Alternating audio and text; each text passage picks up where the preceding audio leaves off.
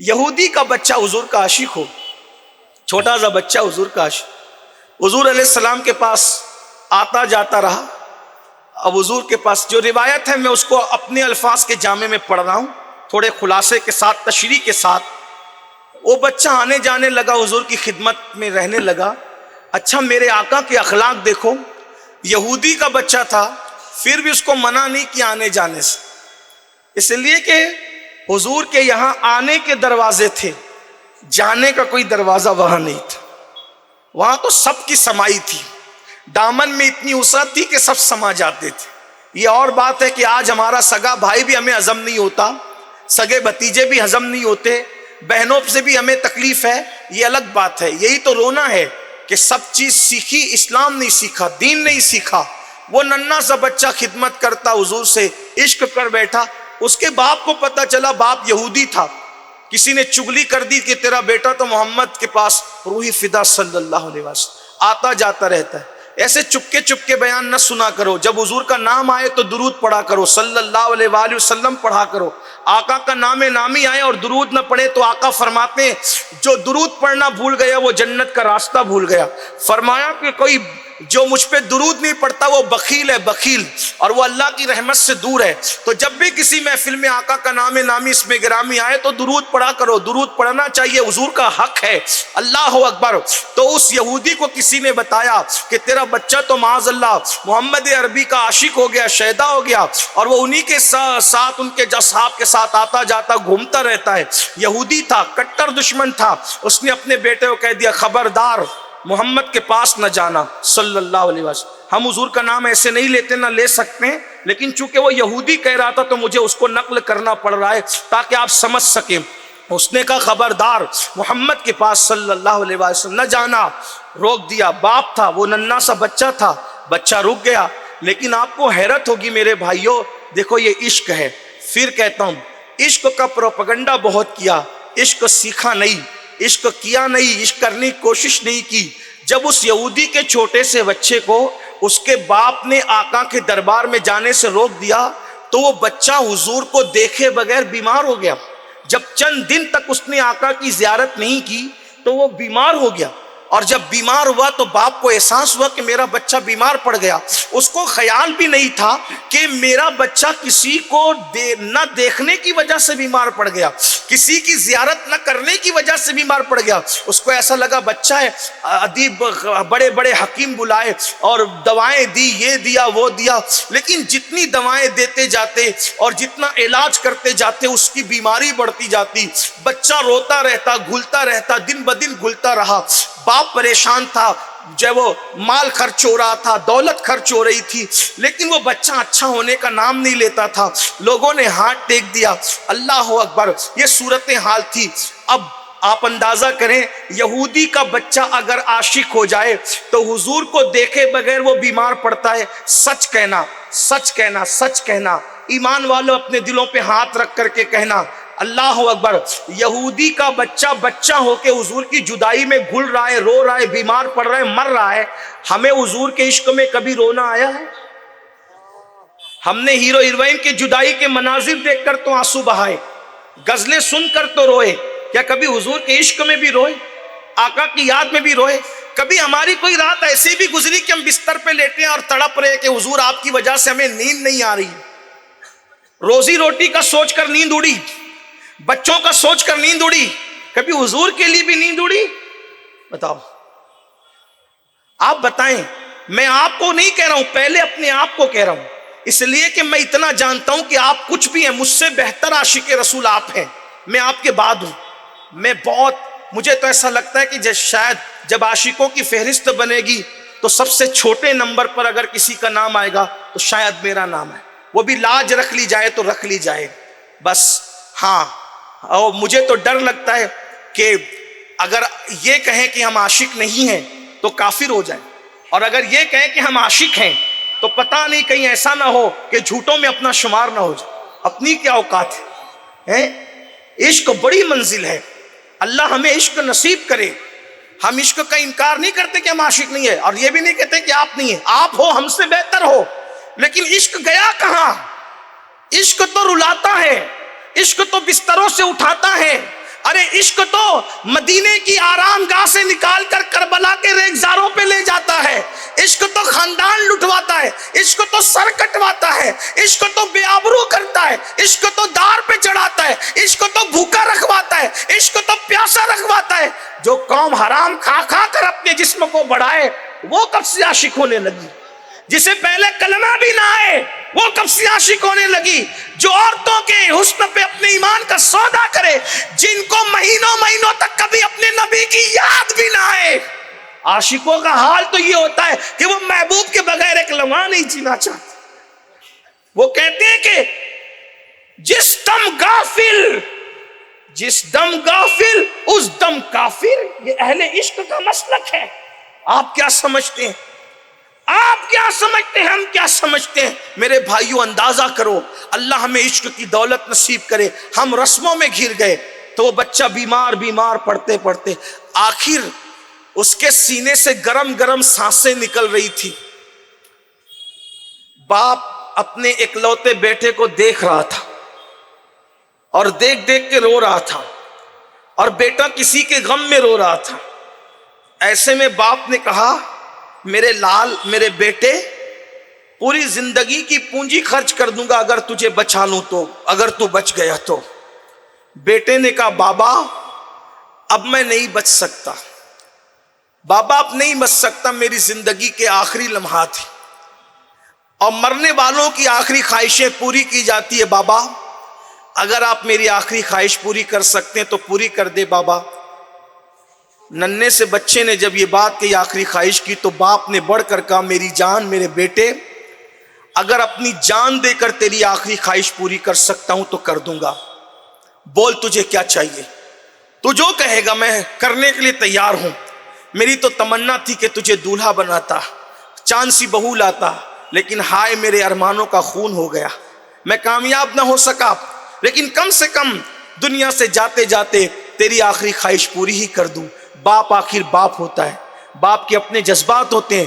ننھے سے بچے نے جب باپ سے کہا، بابا آخری خواہش پوری کر دیں، تو باپ نے کہا، پوری کر دیں گے۔ کہا، وعدہ کرو بابا آپ پوری کرو گے۔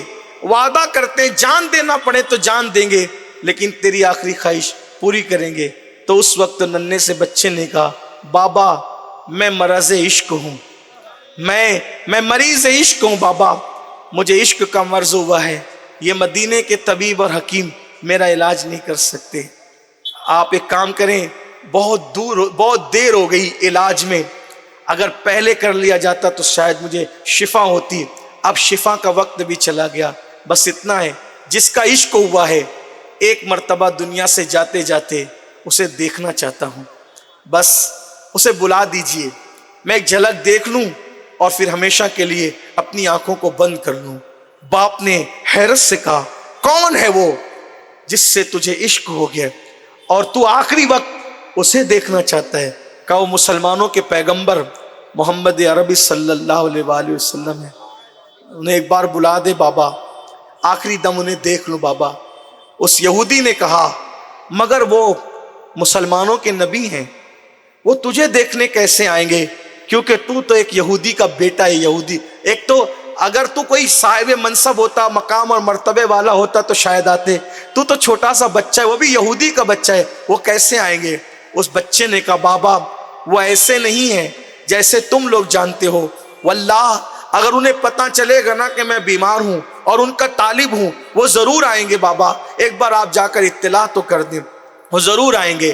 اس باپ نے کہا، یقیناً یہ ظالم معاشرہ میرا بائیکاٹ کر دے گا، سوشل بائیکاٹ کریں گے یہودی، مجھے اپنی برادری میں رہنے نہیں دیں گے، اور میں ان کے پاس جاؤں گا، ان کو بلا کے لاؤں گا تو پتہ نہیں مجھے وہ کیا کیا نام سے یاد کریں گے، کیسے کیسے برے القابات سے یاد کریں گے۔ لیکن میرے بیٹے، تیری آخری خواہش پوری کرنے کے لیے مجھے بائیکاٹ برداشت کرنا پڑے، ذلت برداشت کرنا پڑے، رسوائی برداشت کرنا پڑے، میں سب برداشت کروں گا، لیکن میں ضرور جاؤں گا۔ المختصر یہ کہ یہودی وہ شخص اٹھا اور اٹھ کر مسجد نبوی کی طرف بوجھل قدموں سے چلنے لگا۔ دل و دماغ پر بوجھ تھا، میں جاؤں گا محمد عربی کے پاس، لیکن بیٹے کی محبت نے جانے پہ مجبور کر دیا۔ جیسے ہی وہ میرے آقا کے پاس گیا، حضور علیہ الصلوۃ والتسلیم نے اس سے پوچھا، کیسے آئے ہو؟ تو اس نے बादिल नाख्वास्ता कहा, मेरा बेटा है और बीमार है और उसके सीने से गरम गरम सांसें निकल रही हैं, तो वो चाहता है कि एक बार आपकी ज़ियारत कर ले, क्या आप आएंगे?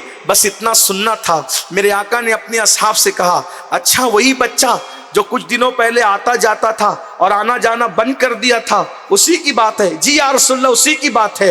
कहा चलो चलते हैं, उसको देखने के लिए चलते हैं। हाय हाय, कुर्बान जाएं, कैसे हमारे आका हैं, कैसे हमारे सरकार हैं। फिर सरकार निकले और उसके यहूदी के घर में गए, और आका की आदत करीमा थी, जब बीमार को देखने जाते तो सीधा उसके बिस्तर पे जाके बैठा करते थे। कुर्बान, आका बिस्तर पे बैठे और पेशानी पे हाथ रख के कहा, कैसे हो? है नाम में उनके इतना असर, जी उठते हैं मुर्दे भी सुनकर। वो हाल अगर खुद ही पूछे, बीमार का आलम क्या होगा। सरकार ने कहा कैसे हो? उसकी आंख में आंसू थे और वो हमक हमक कर हिचकियां ले ले करके रो रहा था। मेरे आका से अर्ज़ की, या रसूलल्लाह, मेरा बुरा हाल है, अब मैं नहीं बचूंगा। मेरे बाप ने आपके ज़ियारत के लिए रोक दिया था, मेरे बाप ने मुझे आपसे मिलने के लिए रोक दिया था आका, और आपके इश्क में घुल गया हूँ। ऐसा लगता है अब मैं नहीं जिंदा बचूंगा आका, तो मैंने सोचा आखिरी आपकी ज़ियारत कर लूँ आका, इसीलिए मैंने आपको जहमत दी। सरकार ने फरमाया कलेमा पढ़ो, कलेमा पढ़ लो, इसलिए कि इश्क हो और आशिक जहन्नम में जाए। सब जहन्नम में जा सकते हैं, आशिक नहीं जा सकता। आशिक नहीं जा सकता, एक ही गारंटी है, आशिक नहीं जा सकता। क्यों है? इश्क तेरे सदके जल्ले से छुटे सस्ते, जो आग बुझा देगी वो आग लगाई है। खाक होकर इश्क में आराम से सोना मिला, जान की इक्सीर है उल्फत रसूलुल्लाह। फरमाया कलमा पढ़ने। बच्चा था, छोटा बच्चा, आंख ही आंख में सामने बैठे हुए बाप से पूछा क्या करूं। बाप उसके इश्क की कैफियत को जान चुका, जो इश्क में अपने आप को घुला चुका, और हुजूर की उस मोहब्बत को भी देख रहा था जो उस बच्चे के साथ थी। याद रखना, एक बात अच्छी तरह याद रखना, जिससे आप मोहब्बत करते हैं वो आपसे मोहब्बत करे जरूरी नहीं है। हर मोहब्बत में, बड़ी माजरत के साथ किसी को टारगेट करके नहीं कह रहा हूं, एक जनरल बात कर रहा हूं। अगर आप अपने इमाम को चाहते हैं, जरूरी नहीं कि इमाम भी आपको चाहे। आप अपने पीर को चाहते हैं, जरूरी नहीं कि आपका पीर भी आपको चाहे। आप अपने दोस्त को चाहते हैं, जरूरी नहीं कि आपका दोस्त भी आपको चाहे। हद तो यह है कि आप अपने बच्चों को चाहते हैं, जरूरी नहीं कि आपके बच्चे भी आपको चाहें। हद तो यह है कि आप अपनी बीवी को चाहते हैं, जरूरी नहीं कि बीवी भी आपको चाहे। तारीख में ऐसी बीवियां भी हमें मिलती है जिन्होंने शौहर का खून किया, कत्ल किया, छोड़ दिया, अल्लाह अकबर। लेकिन एक जात ऐसी है कि अगर तुम उनसे प्यार करोगे तो तुम अपनी हैसियत भर प्यार करते हो, वो अपनी शान के मुताबिक प्यार करते हो।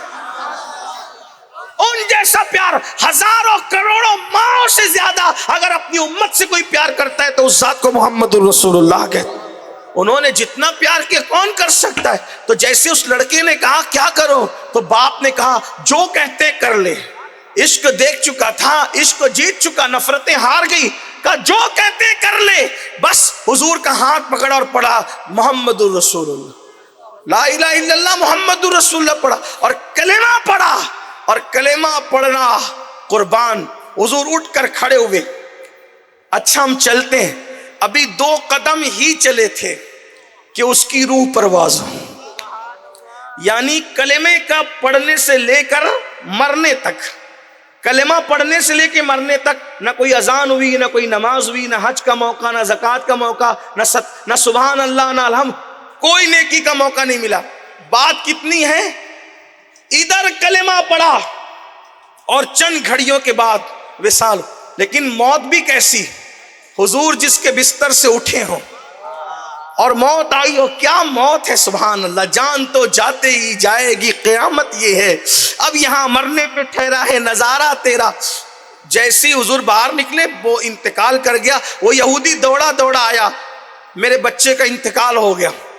अल्लाह के रसूल अलैहिस्सलातु व तस्लीम ने सहाबा से फरमाया जाओ गुस्ल दो, कफन पहनाओ, मुझे इत्तला करो, जनाजा तैयार हो जाए।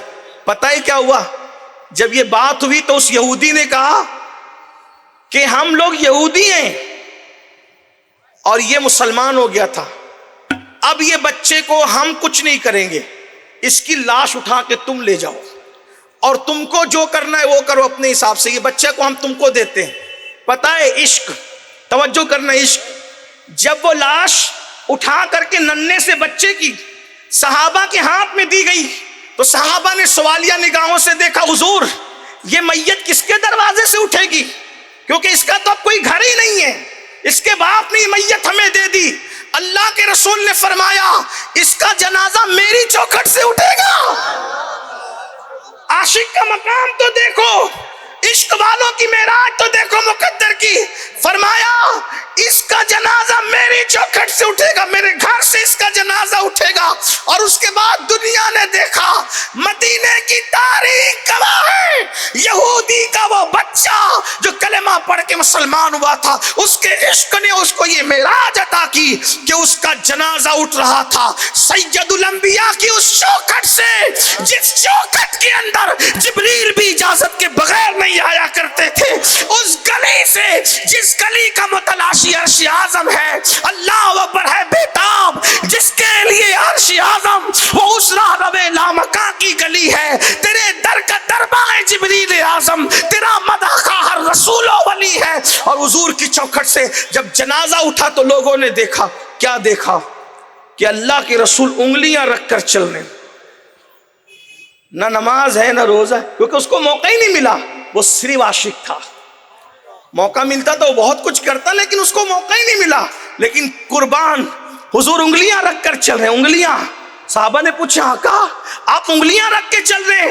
فرمایا اس عاشق کے جنازے میں آسمان سے اتنے فرشتے آئے ہیں کہ مدینے کی زمین تنگ ہو گئی ہے، مجھے قدم رکھنے کو جگہ نہیں ملتی تو میں انگلیاں رکھ کر کے چل رہا ہوں۔ اور جنازہ جب جنت البقیع پہنچا، بس آخری لمحات ہے، اللہ کرے اللہ وہ عشق کی خیرات ہمیں دے، ہمیں بھی عشق نصیب فرما دے۔ پتہ ہے عشق والوں کے مقدر کے لوگ کہتے قبر میں حضور آئیں گے، میں کہتا ہوں بالکل آئیں گے، لیکن عاشقوں کو تو اتارنے کے لیے بھی آتے ہیں، عاشقوں کو تو اتارنے کے لیے بھی آتے ہیں، عاشقوں کے تو روح نکلتے وقت بھی آتے ہیں، عاشقوں کو تو لینے خود آتے ہیں۔ عشق والوں کی منزل الگ ہے، لوگ مادیت میں ڈوب گئے، کہتے ہیں کہ بشر حافی کا جس دن انتقال ہوا اس دن بغداد کی زمین پر سینکڑوں اولیاء نے خواب میں دیکھا کہ حضور بغداد کی زمین پہ چل رہے ہیں، تو انہوں نے پوچھا حضور آج آپ بغداد آئے؟ فرمایا بشر حافی کو لینے آیا ہوں۔ جس دن سرکار غریب نواز کا وصال ہوا 6 رجب کو، بڑے بڑے اولیاء بیان کرتے ہیں ہم نے خواب میں دیکھا اجمیر معلیٰ کی زمین پہ حضور چل رہے ہیں، تو پوچھا حضور آج آپ یہاں؟ فرمایا معین الدین کو لینے آیا ہوں۔ عاشقوں کو لینے بھی آتے، کیوں؟ معین الدین ایسا عاشق ہے کہ خود ان کی گواہی عشق کی یوں دی گئی، ھذا حبیب اللہ مات فی حب اللہ، یہ اللہ کا حبیب ہے، اللہ کی محبت میں دنیا سے گئے۔ عاشقوں کو لینے کے لیے خود آتے ہیں، یہ صرف عشق والے جانتے ہیں، عقل والوں کو کیا خبر، اہل عقل کو کیا خبر، مادیت والوں کو کیا خبر۔ تو فرمایا جب جنت البقیع میں جنازہ گیا، فرمایا اس کی قبر میں میں خود اتروں گا، اور آقا علیہ کیا نصیبیں ہیں۔ اسی لیے تو ہمارے احباب نے بڑا اچھا عنوان رکھا، لیکن پھر کہتا ہوں عشق عشق کرنے سے عشق نہیں آئے گا، لڈو لڈو کہنے سے منہ میٹھا نہیں ہوتا، عشق بڑی چیز ہے۔ دعا مانگو، مانگ لو اللہ سے عشق، طلب کر لو اللہ سے عشق، گڑ گڑا کر مانگو، اللہ کی بارگاہ میں عرضیاں لگاؤ، کرم ہو جائے، کچھ چھیٹے ایک چھیٹا بھی پڑ جائے کام ہو جائے انشاءاللہ۔ اللہ مجھے آپ سب کو عشق نصیب کرے۔ فرمایا قبر میں میں خود اتروں گا۔ حضور اترے، اب ذرا آگے سننا، جب اترے نا قبر میں تو اللہ کے رسول علیہ السلام قبر میں پسینے پسینے ہو گئے، آقا کو پسینے آنے لگے قبر میں، اور پسینے ٹپک ٹپک کر اس کی چہرے پہ، اس کے کفن پہ جو ہے وہ لگتے ہیں، یعنی کوئی کچھ لے جائے گا، کوئی کچھ لے جائے گا۔